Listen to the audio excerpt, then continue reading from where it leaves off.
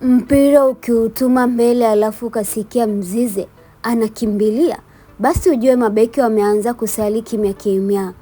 Huyu jamaa ana nguvu za kutisha, mwendo wa kuumiza na njaa magoli ambayo haishi.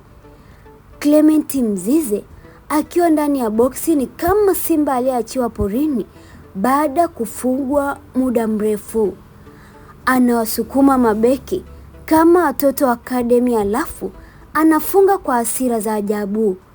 Kuna washambuliaji wanafunga, lakini Clement anafunga magoli yenye maumivu ya moyo. Akiunganisha kichwa au mguu mmoja tu, nyavu zinaanza kutetemeka kama zimepigwa na radi. Na kinachoumiza zaidi, dakika zote 90 anakaba, anakimbia, anapambana kama mtu aliyekunywa moto. Mabeki wakimaliza mechi dhidi yake wanarudi vyumbani kama wametoka vitani.